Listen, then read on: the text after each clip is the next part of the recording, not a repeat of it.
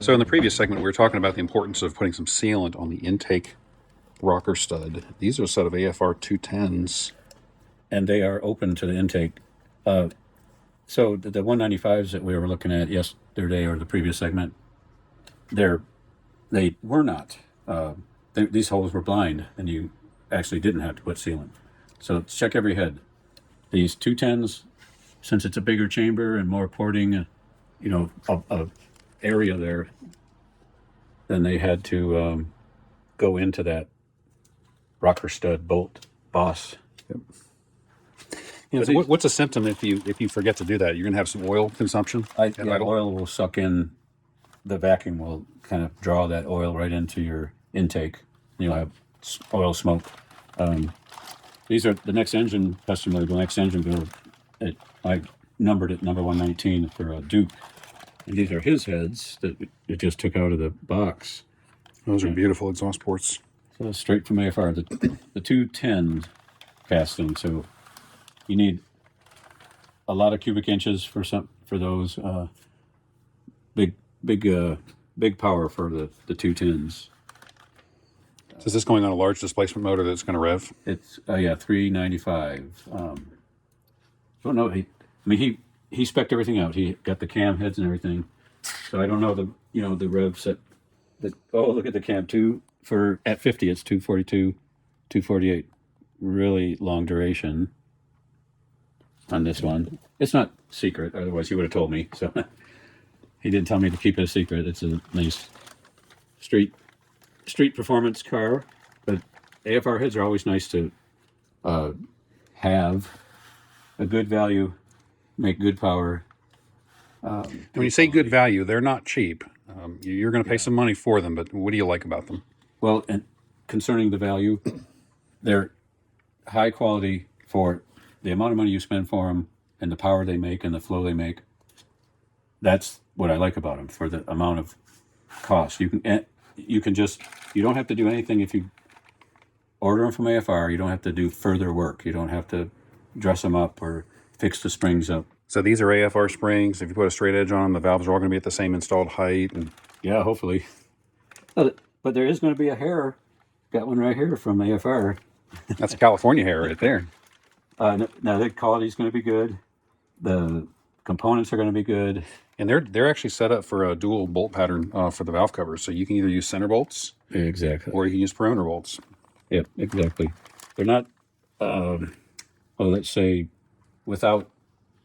you have to do a few things.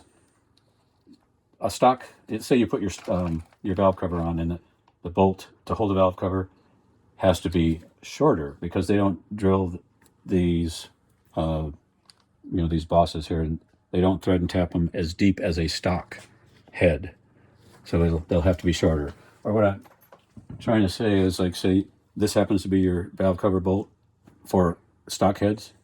This has to be a little bit shorter. It's going to bottom out. So do you cut some off the end of the bolt? That would work. Or you buy custom. That'll work. Another thing is for intake manifold bolts, they have to be shorter too because you'll thread down and bump. Like a stock intake manifold bolt goes deep into the thread hole there. And then if seeing that these will hit the casting, you have to have a shorter intake manifold bolt. So that's something to mock up when you're putting the engine together before you screw everything down? Yeah. Let's say this happens to be a stock intake manifold bolt.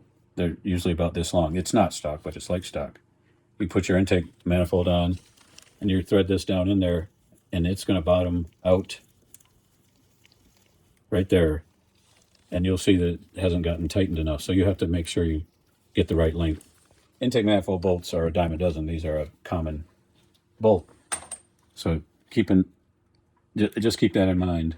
That's the only intricacies or idiosyncrasies of these. I remember when the Dart head came out, and this tap right there for the steam line was not tapped very deep. I got like the first set of the AFR or the Dart Pro ones for LT1, and I'm putting a steam line bolt on, and it unbeknownst to me, I tightened it up and it got tight. And then big old leak. It's because the bolt won't go far enough. They didn't tap this far enough. In the dart heads. On the dart heads, that's one of their idiosyncrasies. Now they don't make the dart heads anymore.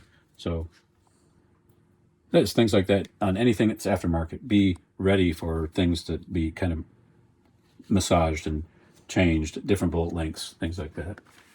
Look at how the coldness, it's 60 degrees in here, and it already seems like there's moisture starting to gather on here. Well, and it's a rainy day here in eastern Maryland Yeah. in December, so. Now these are aluminum, sure, they're not going to, but something to worry about. Condensation getting on these things. Do you coat aluminum parts with WD-40 as well? No, no, I don't actually. And these are all stock from AFR valves and springs and everything like that? You don't change them out? Nope, don't. I keep everything AFR, yeah. These, I don't do any changing to them. I don't, like Dennis Staff, who does the cylinder head work for me, he's a fan of these.